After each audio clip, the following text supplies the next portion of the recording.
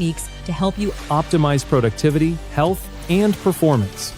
Tim, the variety of things that you write about, talk about, is so wide. So what is the question that most people should ask you? How do you break down complicated subjects?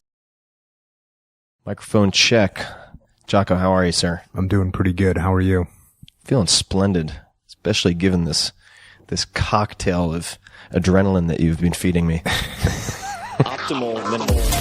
At this altitude, I can run flat out for a half mile before my hands start shaking. Can I answer your personal question? Now would seem an appropriate time. What if I did the opposite? I'm a cybernetic organism, living tissue over a metal endoskeleton.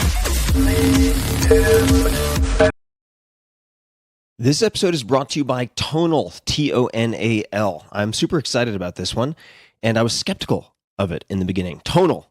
Quote, Tonal is the world's most intelligent home gym and personal trainer, end quote. That's the tagline from their website, folks, to give you the one-sentence summary. And this device, it's really a system, is perfect for anyone looking to take their home workouts to the next level or someone who just wants to get maximum bang for the buck in a tiny, tiny footprint of space. Welcome. I'm very excited today to talk about effective speaking in spontaneous situations. I thank you all for joining us, even though the title of my talk is grammatically incorrect. I thought that might scare a few of you away.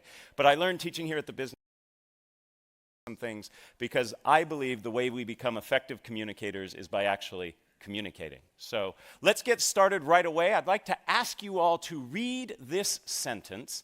And as you read this sentence, what's most important to me is that you count the number of F's that you find in this. When I first was exposed to this over 12 years ago, I only found 3. And I felt really stupid. So I like to start every workshop, every class I teach with this to pass that feeling. No, that's not why I do this. I do this because this is a perfect analogy for what we're going to be talking about today. Sentence. And as you read this sentence, what's most important to me is that you count the number of F's that you find in this sentence. Please count the number of F's. Keep it quiet to yourself.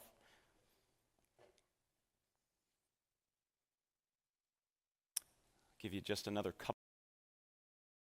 So within 30 seconds, it reaches the brain and bodily tissues.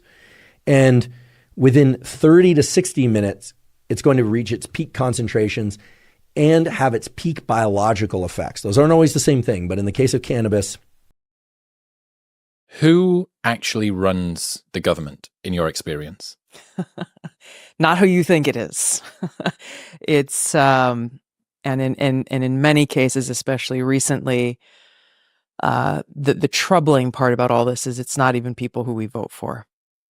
When you look at